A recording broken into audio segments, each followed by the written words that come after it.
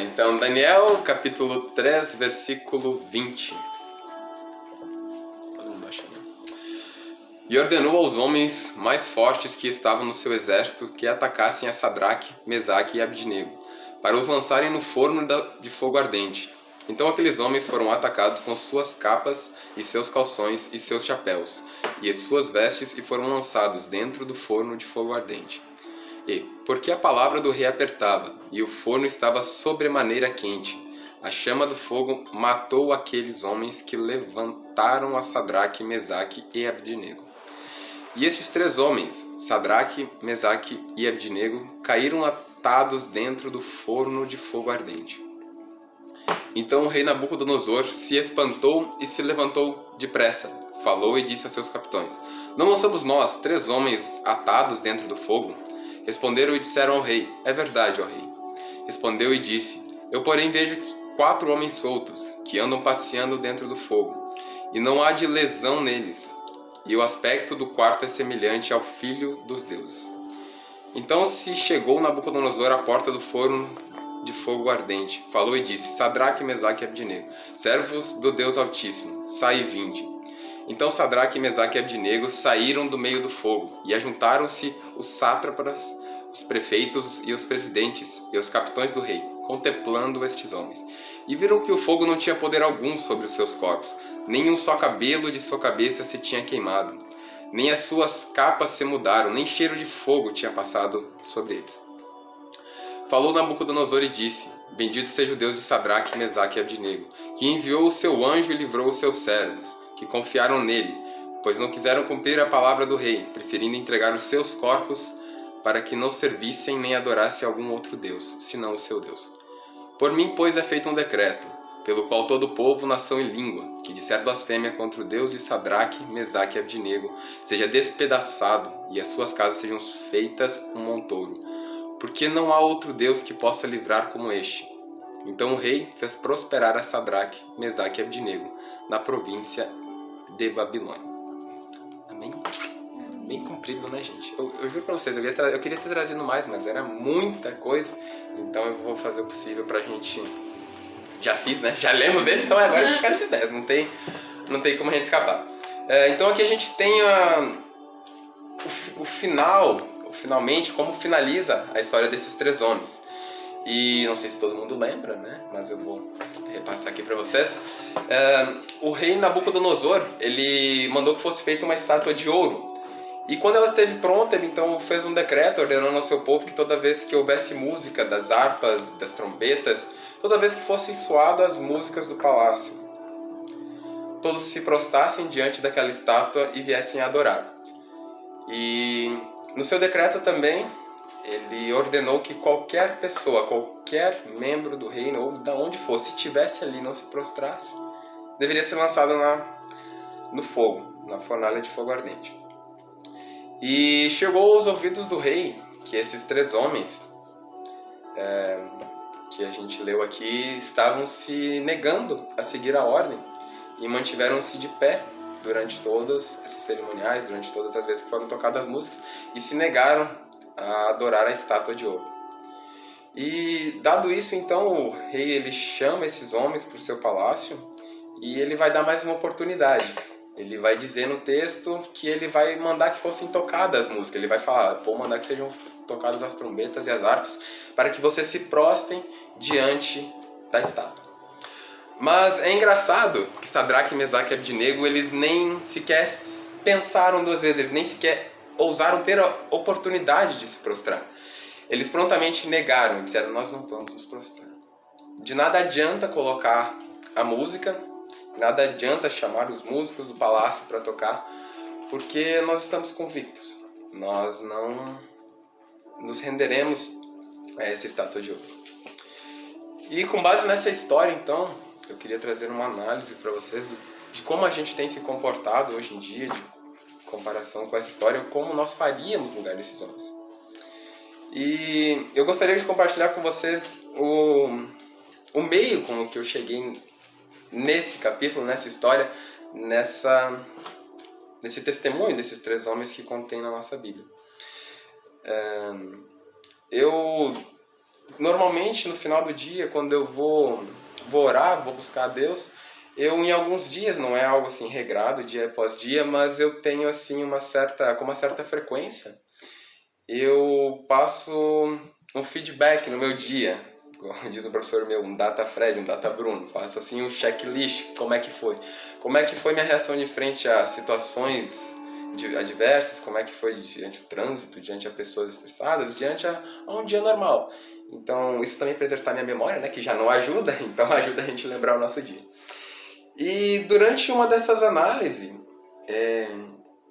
eu percebi que essa pessoa que eu me considero, que é uma pessoa otimista, que é uma pessoa que dificilmente deixa se abalar, estava surpreendentemente, quem me conhece sabe, angustiado.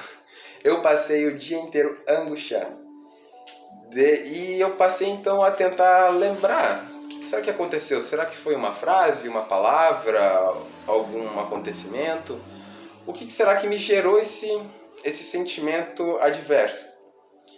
E então eu estava pensando ali, refletindo sobre o meu dia, pensando o que foi que pode ter gerado. Porque normalmente as reações, as emoções, os sentimentos, eles são consequências de algo que aconteceu, algo que foi ouvido, algo que foi visto. E eu forcei, pensei e não achei nenhum motivo. Eu vi que desde o momento que eu tinha acordado naquele dia, eu já tinha acordado angustiado. E eu, assim, fui conversar com um amigo, né, aquele amigo lá de cima, e perguntei assim, o que é isso? Por que isso?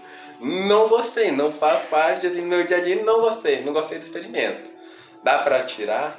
Será que é possível? E eu perguntei pra Deus assim, será que é pra aprender alguma coisa? Que se fosse já me fala, a gente já pula essa parte da angústia, já adiantamos pro resultado, não preciso sofrer muito, nem se estresse como me deixar sofrer. Então eu falei isso com Deus e orei outras coisas, né, obviamente, e terminei ali a oração. E naquele dia eu lembro bem que eu tinha por objetivo, tinha por ideia, tinha colocado na minha mente que eu ia ler um texto em Naum. Fazia tempo que eu não lia Naum, pensei, vou ler Naum. Mas quando eu abri a Bíblia, que eu fui para Naum, eu fui cair em Salmos. Salmos que é uma oração. E quando eu comecei a ler aqueles Salmos, logo no primeiro verso, se eu vou ouvir falar versículo, meu Deus do céu, eu falando. Então, logo naquele verso, no primeiro verso, eu falei, concordo com esse cara, é isso aqui mesmo. Achei legal, mas mal, coitado de mim. Gente do céu. Mal sabia eu. E eu fui verso 1, verso 2, verso 3, verso 4, verso 5 e assim por diante. E eu fui lendo e logo nos primeiros versículos eu vi que tinham copiado a minha oração. Colocaram ali na Bíblia que eu tinha acabado de orar. Eu falei, não é possível. E eu tava lendo aquilo ali falando, mas meu Deus, é exatamente o que eu acabei de orar. A parte da angústia, a afirmação. E eu li aquilo, li o texto inteiro, só que ele não trazia uma resposta no final. Ele era a oração. Parece que Deus vem assim no futuro, copiou, falou, escreve isso aqui. Daí chegou na mesa, porque foi exatamente. Claro, uma formalidade muito maior nas palavras, mas assim, os temas abordados encaixou muito perfeitamente com o que eu tinha acabado de expressar em oração. Então, eu assim, com a minha fé racional, bem centrado, né? Eu parei e pensei, por que a minha oração está aqui? Por que eu caí nela? Aquele texto eu nunca tinha prestado atenção nele, talvez não tivesse nem lido, se li foi de uma maneira muito simplória.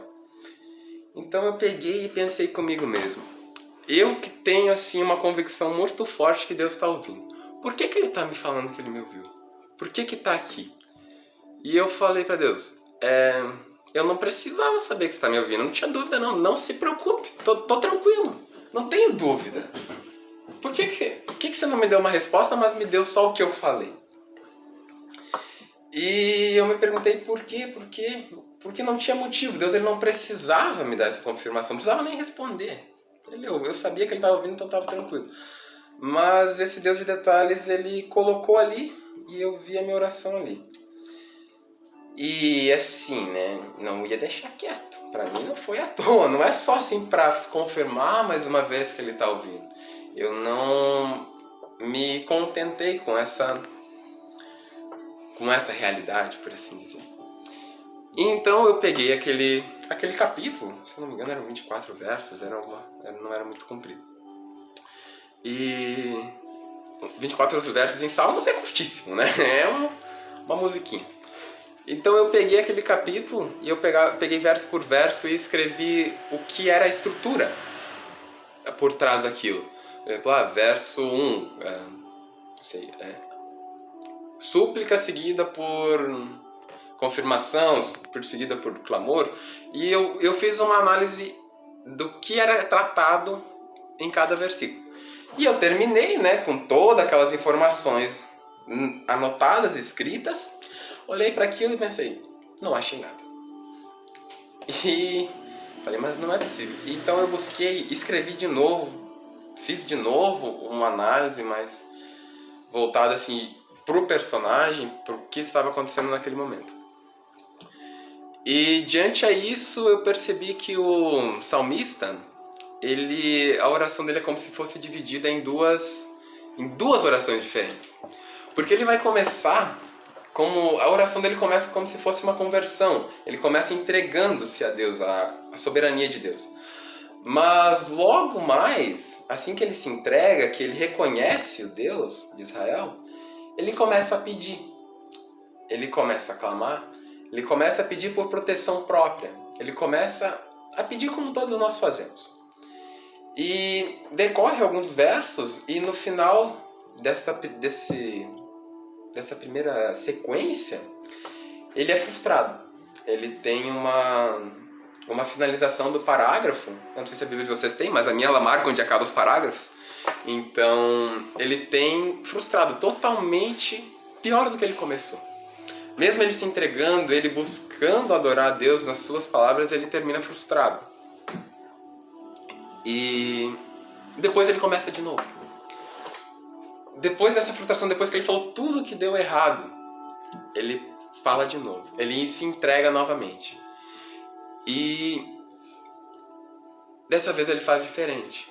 Dessa vez ele não ora por si. Dessa vez ele ora pelos justos, pelos aqueles que estão sendo sufocados. E ele também, claro, ora por si, mas você vê uma clara diferença das motivações da oração. Você vê uma clara diferença que ele não está mais tentando ser o Senhor da oração, o Senhor de Deus. Ele está seguindo, parece sim que ele chegou ao amor de Deus e ele só queria o que Deus queria. E ao final desse capítulo, ao final da segunda parte, ele dá tudo certo, dá tudo tão perfeito e ele começa a falar para os outros. O texto ele não vai dizer se ele fala nas praças, com quem ele fala, mas a estrutura ela vai mostrar claramente que ela está falando para alguém, para um público, para uma cidade que adorem o Deus de Israel. E ele testemunha o que aconteceu. E baseado nisso, eu fui buscar alguns outros textos na Bíblia que pudessem exemplificar esse tipo de coisa e como é que isso acontece. Porque quando ele estava com um objetivo corrompido, quando ele estava buscando para si, quando ele estava buscando as coisas desse mundo, ele se frustrou. Mas ele foi humilde e se entregou novamente. Só que agora ele se entregou. Agora ele entregou a soberania. Ele não só queria Deus por aquilo que ele pode ter, mas ele passou a buscar ser como Deus e a querer como Deus. E todos nós, hoje em dia, nós temos gigantes que a gente tem na nossa vida. Todos nós temos algum objetivo, alguma coisa que nós almejamos grandemente. Aquela casa própria, um veículo, o TCC que alguém tem que começar. Todos nós temos grandes coisas, um currículo invejável, um salário generoso, uma posição de emprego que sustente a nossa vida. Nós temos esses objetivos, nós temos que buscar eles. Nós também queremos talvez um ministério seguido por maravilhas, por frutos. E quando a gente fala de gigante, não tem como não lembrar de Davi e Golias. Essa história que a gente escuta tanto quando é criança, mas quando a gente chega à maioridade, quando a gente toma uma consciência maior do que a vida, ela acaba sendo esquecida. Você não vê Davi e Golias sendo pregado num culto. Davi e Golias, ele é um texto, uma história tão fortificante, e ela é levada muito para as crianças. Ela é tão semeada, mas depois ela é esquecida. Tais como outras histórias, tais como Jonas, a gente escuta muito sobre ele. Muito aquela história do peixe, a gente tem músicas, mas todas voltadas para criança. E pensando no gigante, eu imagino como Davi, depois que ele já tinha conseguido a permissão de Saul de lutar contra Golias, de pelejar contra Golias, como é que ele deve ter se sentido. Imagina só aquele rapazinho com aquela pé gigante, aquele ruivinho, que na época ser ruivo era o fim do mundo, né? Imagina só como é que ele estava, o quanto ele almejava vencer aquele gigante. Imagina ele se pegando as pedrinhas ali e indo na direção do gigante pensando, meu Deus, eu vou conseguir. Meu Deus, como é que vai ser conquistar esse gigante? Ele estava com uma plateia de milhares. Ele tinha todo o exército inimigo e todo o exército amedrontado de Israel.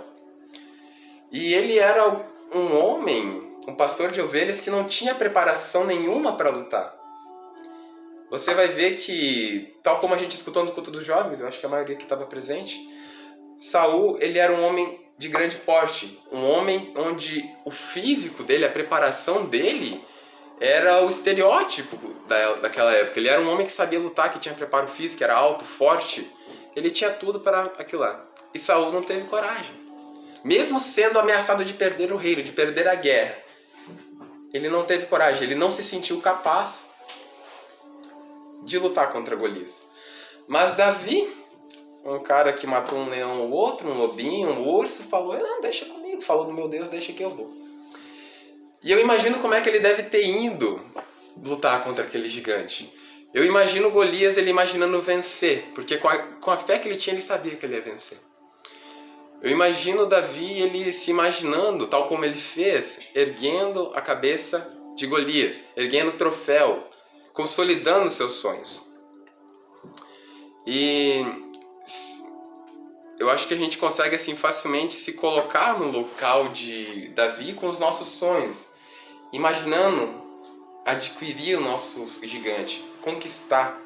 Porque são eles que nos dão motivos para seguir. São os nossos gigantes que nos dão motivos, porque senão não tem graça. Se eu não me engano, eu comentei com a Liz isso. A gente comentou que se não tem desafio, não tem graça. Se não tem desafio, não tem objetivo, não tem nada pra fazer, gente. Se não tiver desafio, qual a graça? Vamos ficar batendo papo o dia inteiro? Claro que no céu vai ser outra coisa, né? Mas eu acho que a gente vai ter tarefa também. porque senão não tem graça. E Deus, ele é um Deus de detalhes. Deus, ele é um Deus que quando ele entra em ação, quando ele vai te colocar em frente àquele gigante, ele vai fazer aquilo acontecer, ele vai te ajudar a derrotar o gigante. Ele vai te ajudar a derrotar o seu Golias. Ele vai fazer de uma maneira grandiosa. E, bom, a gente tem muitos exemplos na nossa vida cotidiana, na Bíblia nem se fala, né? A Bíblia só fala sobre essa grandeza que Deus é capaz de fazer através dos homens. Mas quando você começa a pensar na nossa volta, você vê muitas coisas. Eu posso dizer por mim, ali entre 2018 e 2019, meus 16 para 17 anos, eu estabeleci como um objetivo, um gigante, uma meta, comprar uma moto. E eu comecei então a preparar para isso, comecei a juntar de onde não tinha, usar o mínimo possível do dinheiro para chegar nesse sonho, para conquistar esse gigante. E os meses foram passando e eu guardando aquele dinheiro e o objetivo era comprar os 18. E foi o que aconteceu, né? Mas quanto mais se aproximava, quanto mais eu chegava perto do gigante, quanto mais eu caminhava como Davi caminhou para Golias, mais parecia difícil. Eu lembro que muitas vezes eu conversei com a mãe e olhei muitas motos inferiores. Eu tentei diminuir o meu sonho, a minha meta para dentro da minha realidade. Eu esqueci que Deus era capaz de fazer algo incrível, mesmo com a minha condição. E eu passei então a diminuir os meus sonhos para a minha realidade. Mas, como vocês podem ver, Deus, ele é Deus de detalhes. Ali tem uma moto, nunca me faltou dinheiro para pagar. é o melhor que tinha, não precisava de nada melhor que isso. Até sobra, né? Porque não, nem uso direito. Mas tá ali, tem 2.000 quilômetros e até hoje nunca precisei de mais, nunca me faltou nada. Mas Deus, ele é um Deus que também exige de nós. Deus, ele é um Deus que ele não vai fazer grandes coisas através de pessoas que não os honram, que não o amam. Deus, ele vai pedir de nós fé. Mas ele não vai pedir só fé, que você diga que você tem fé. Ele vai pedir que você confie. Ele vai pedir que você entregue, que você vá buscar, que você tenha intimidade com ele. De nada adianta uma fé só para dizer. De nada adiantava eu ter dito, eu tenho fé que eu vou conseguir uma moto e não ter guardado dinheiro algum. Ele precisa de confiança. Ele precisa que você confie, que você entregue. Só a fé não é nada, você precisa confiar. Claro que a confiança é uma ramificação da fé, são muito similares. Mas você precisa se desprender, se entregar. E hoje em dia a gente ouve tanto isso, essa questão de ter fé em Deus, de confiar, de se entregar, de buscar confiança em Deus, mas isso acaba passando assim como um clichê perante nossos ouvidos, perante nossa vida, nosso dia a dia, isso acaba sendo esquecido. Mas o que a gente precisa entender é que a partir do momento que a gente testemunhou o senhorio de Deus sobre a nossa vida, a partir do momento que você testemunhou que você se entregava para Deus, isso não é mais um pedido. Isso agora é uma ordem. Porque quando o senhor de uma pessoa dá uma ordem, quando o chefe fala alguma coisa, pede alguma coisa, aquilo não é um pedido. Aquilo é uma ordem. Então quando a gente vê que Deus ele vai pedir de nós fé, confiança, intimidade, entrega, nós não podemos deixar isso de uma maneira tão simplória. Deus ele está nos mandando, nós somos servos, nós nos entregamos a Ele. Nós somos totalmente hipócritas ao não cumprir. Porque isso é uma ordem, Ele é Senhor sobre as nossas vidas. E o problema é que hoje em dia muitos de nós, e muitas vezes nós almejamos tanto que Deus pode te dar, nós almejamos tanto que você pode ter através de um relacionamento com Deus, que nós esquecemos o real motivo da aproximação com Deus. Nós nos esquecemos de quem realmente Deus é. Se concentramos tanto no que Ele pode nos dar nesse mundo que nós nos esquecemos. Não passa pela nossa mente quem Ele realmente é. Nós deixamos de desejar ser como Deus e passamos a desejar ter o que Deus tem, ter o que Deus pode dar aos seus. E nós podemos ver na história de Sadraque, Mesaque e Abdinego, que a gente leu aqui, que eles não só falaram que tiveram fé, eles não se esconderam na hora da reverência. Eles testemunharam que Deus era o Deus da vida deles. Sadraque, Mesaque e Abdinego, eles não fugiram para o deserto, eles não saíam correndo desesperados na hora da música. Eles confiaram, eles entregaram. E quando eles fizeram isso, eles mal tinham ideia de que eles seriam salvos da fornalha. Ninguém precisou dizer para Sadraque, Mesaque e Abdinego, olha só, faltou lembrar. E eu tinha acabado de dizer o nome dele, olha se pode. Que eles seriam salvos. Quando eles se entregaram, quando eles confiaram, eles estavam indo para a morte. Eles entregaram o corpo deles para a morte. E Deus ele vai usar essa confiança, essa entrega para fazer algo grandioso. Ele vai fazer com que um ímpio, que Nabucodonosor, ele admitisse a glória de Deus. Nabucodonosor ele não só vai admitir, como ele vai falar, vai decretar que qualquer povo, que qualquer pessoa que viesse a blasfemar contra Deus fosse punida. E Sadraque, Mesaque e Abdinego, eles confiaram em Deus sem nenhuma previsão de ganho. Pelo contrário, a previsão que se teria pelo decreto era de morte, assim como foi tentado. E o fogo estava quente a ponto de os homens que carregaram eles falecerem. Então, é provado que aquele fogo não teria como sobreviver, porque se aproximarem para levar homens, eles mesmos pereceram. Imagina o calor daquele fogo, imagina o quão mortal era aquilo. Mas Deus usou isso para prosperar. Sadraque, Mesaque e Abdinego, eles vão ter a proteção do rei e vão prosperar sobre a Babilônia. Eles vão passar assim de simples homens como homens que servem a um Deus que salva do fogo. Porque Nabucodonosor ele vai dizer, não há outro Deus que seja capaz de salvar do fogo. Então, quando eles se entregaram, eles não ganhariam nada. Na mente deles, eu imagino que eles estariam provavelmente felizes de estarem cumprindo. Eles estavam felizes, mesmo com uma angústia, mas eles estavam felizes. Mas Deus ele é Deus de detalhes. E Deus ele não se satisfez quando ele viu aqueles homens fazendo tudo o que ele queria, sendo quem ele queria, servindo a ele como ele deseja. Ele falou, não, eu vou fazer esse gigante deles, esse fogo deles, para algo maior. E durante o resto da vida deles, eles prosperaram diante do povo. Eles tiveram uma vida que eles não teriam se eles não tivessem feito isso. Então, muitas vezes nós queremos ter essa vida maravilhosa, prosperar sobre a terra, prosperar sobre a Babilônia, mas nós não estamos dispostos a nem sequer ficar em pé diante de uma estátua. Nós nos ajoelhamos a qualquer coisa que venha a nos abalar. E deixa eu me posicionar. Deus, ele não pediu para que nós, quando ele mandou para nós sermos a luz do mundo, ele não mandou que nós fôssemos a luz de um quarto vazio. Ele não falou para a gente ser mais uma luz num ambiente que tem 1000 luzes como uma igreja, porque lá de nada serve, é só perca de dinheiro, só vai gastar energia, não vai servir para nada. De nada adianta você ser uma luz, alguém que brilha, se você estiver trancado no seu quarto, onde ninguém pode ver, num quarto vazio, porque os cômodos estão vazios, estão tudo apagado, é inútil. Uma luz num lugar vazio é inútil. Deus ele também vai mandar que nós sejamos o sal da terra. E o sal da terra ele é para ser usado, ele é para conservar, ele é para dar sabor. Ele não é para ficar guardado no armário.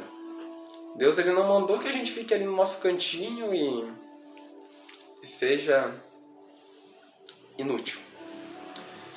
E nós muitas vezes queremos ser livrados do fogo, mas não temos nunca a audácia, o encorajamento, a confiança, a entrega de se manter de pé diante de Nabucodonosor. Muitas vezes nós queremos andar com o quarto homem da fornalha, mas quando ele chama você para a intimidade, quando ele chama nós para a intimidade, quando ele te convida para uma oração, você se prostra diante a primeira estátua da carne. Você se prostra diante do celular, um filme, uma série. Você muitas vezes vai dormir e depois você vem me dizer, eu quero estar junto ao quarto homem da fornalha. Isso nós somos hipócritas. Porque nós não precisamos ir para o fogo. Aqueles homens eles foram para o fogo sem saber que estariam junto ao quarto homem. E eles foram. Nós que sabemos que se nós somente nos dedicarmos, se nós somente confiarmos e entregarmos, a gente está na época da graça, é tão fácil. E a gente sabe o que vai acontecer. Quando ele chama a gente que fala que quer tanto ele, assim, dobramos a qualquer estátua. Nós muitas vezes vivemos ajoelhados diante da estátua da carne e depois dizemos que queremos a bênção de Deus, queremos vencer os gigantes de uma maneira tal como Davi.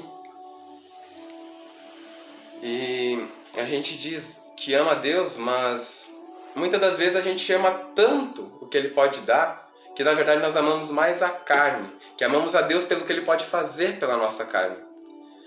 Porque muitas das vezes a gente não ama a Deus, nós só queremos o que Ele tem, o que Ele pode te dar. Você não ama a Deus, porque se você amasse, você teria tempo, você ia buscar o quarto homem. Nós nos tornamos como aquela réplica de celular, aquele celular paraguaio, aquela réplica de iPhone que vem com Android. Porque aquela réplica ela quer ser vendida como um iPhone, ela quer a glória da maçã mordida, mas ela não presta. Ninguém quer de verdade. Aquilo ali só serve para quem aceita algo de menor qualidade. E nós muitas vezes buscamos a Deus para ter a maçã mordida e não para ter a qualidade, não para viver, não para pagar o preço para ser um equipamento de valor. E nós muitas vezes amamos a Deus apenas para alimentar a carne. Eu vou pedir agora para vocês abrirem comigo a Bíblia de vocês novamente. Em Apocalipse, capítulo 3, versículos 15 e 16.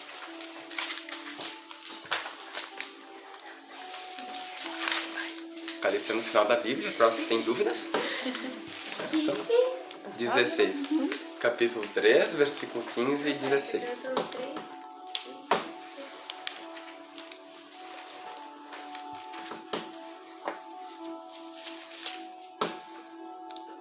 Amém? Eu sei as tuas obras, que nem és frio nem quente. Tomara que foras frio ou quente. Assim porque és morno, e não és frio nem quente, vomitar-te-ei da minha boca. Essa geração que a gente está vivendo, e que praticamente pode-se dizer que é a mesma geração da época de Jesus, só quer ter. Esquecemos do que é querer ser, esquecemos de Deus. Deus, ele é claro ao dizer que ele não quer ninguém morno. Preferível que fosse frio ou quente. Deus, ele quer aqueles que o amem de coração. Ele não aceita meio amor, ele quer por completo. O problema é que muitas vezes nós somos mornos, preguiçosos. E somos cheios de meio amor, porque só amamos o que ele pode ter e não o que ele é. Nós passamos a amar somente a parte que deveria ser praticamente ignorada por nós. E nós temos que buscar cada vez mais ser completos, ser quentes, nos entregarmos totalmente a Deus. Seguindo nessa mesma linha, já que estamos com as Bíblias abertas, eu vou pedir para vocês abrirem em Jeremias, capítulo 29.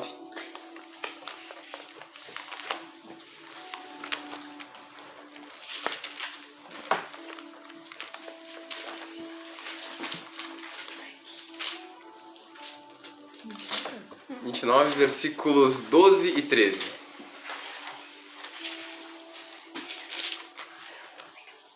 Jeremias o quê? 29, 12 e 13. 29, 12, 13? Isso. Amém. Amém? Então me invocareis, e ireis e orareis a mim, e eu os ouvirei. Buscar-me-eis e me achareis, quando me buscardes de todo o vosso coração. Você vai ver aqui que Deus, ele vai falar: vocês vão me buscar, vocês orarão a mim e eu vou ouvir. Ponto. O que Deus quer dizer é que sempre que nós buscarmos a Ele, Ele vai ouvir. Mesmo que Ele não te responda, mesmo que Ele não se revele a você, Ele vai te ouvir. O que vai fazer com que Deus se revele? O que vai fazer com que Deus interfira na sua vida, que Ele participe da sua vida, é o desejo do seu coração. Porque no versículo 12 ele vai ver o que você realmente quer. E se você realmente estiver buscando Ele de coração, se você não estiver sendo morno, aí sim Ele se revelará a você. Então, nós temos que buscar a Deus com coração. Buscar a Deus pelo que Ele é. Buscar a Deus para ser como Ele é e esquecer o que podemos ter com isso.